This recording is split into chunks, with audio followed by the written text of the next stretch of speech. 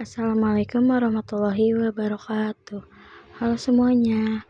Pada video kali ini aku akan membahas tentang microcontroller. Yang pertama, aku bakal ngejelasin tentang microcontroller. Apa sih itu microcontroller?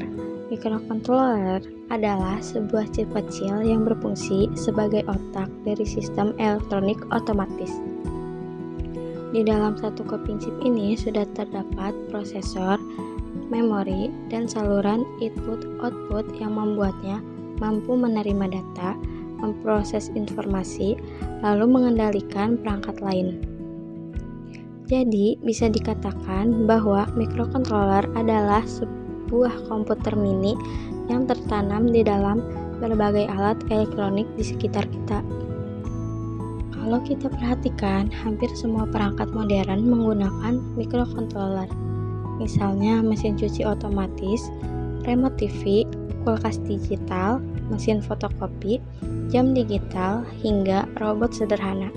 Semua alat itu dapat bekerja secara otomatis karena di dalamnya terdapat microcontroller yang mengatur kapan alat menyala, mati, atau merespons suatu kondisi.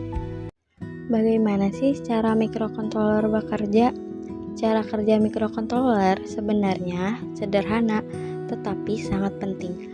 Microcontroller akan menerima input berupa sinyal atau data dari sensor. Sensor ini bisa mendeteksi berbagai hal, seperti cahaya, suhu, atau jarak. Data dari sensor kemudian diproses oleh CPU, Central Processing Unit, di dalam microcontroller berdasarkan program yang sudah dibuat oleh manusia. Setelah itu, microcontroller akan memberikan output, misalnya menyalakan lampu, menggerakkan motor, atau membunyikan alarm. Sebagai contoh, bayangkan sistem lampu otomatis di rumah. Saat sensor cahaya mendeteksi suasana gelap, microcontroller memproses sinyal tersebut dan mengirimkan perintah agar lampu menyala. Ketika pagi tiba dan cahaya sudah cukup terang, microcontroller akan memerintah lampu untuk mati kembali. Semua proses itu terjadi dengan sangat cepat dan tanpa campur tangan manusia. Bagian-bagian penting microcontroller. Microcontroller terdapat beberapa bagian utama yang bekerja bersama.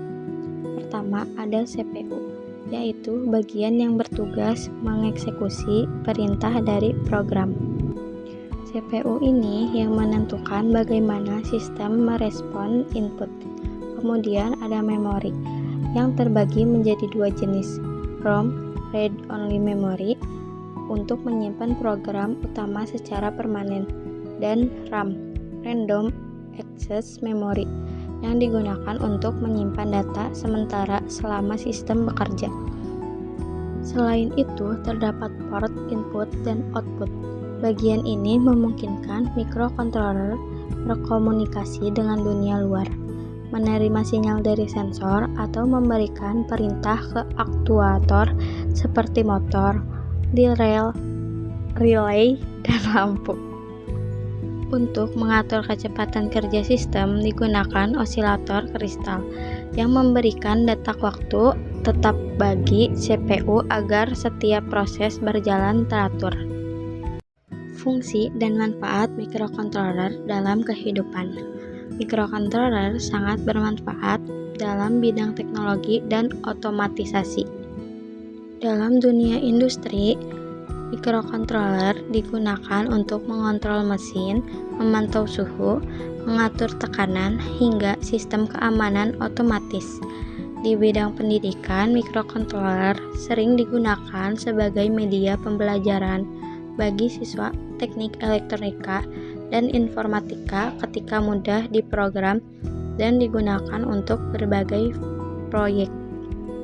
Dalam kehidupan sehari-hari pun, microcontroller hadir dalam berbagai alat seperti mesin dispenser otomatis, jam digital, alarm, hingga mainan elektronik. Selain itu, microcontroller juga menjadi dasar pengembangan sistem Internet of Things, di mana berbagai alat dapat terhubung dan saling berkomunikasi melalui jaringan internet. Contohnya, kita bisa menyalakan lampu rumah lewat smartphone, memantau suhu ruangan dari jauh, atau mengatur kamera keamanan secara otomatis.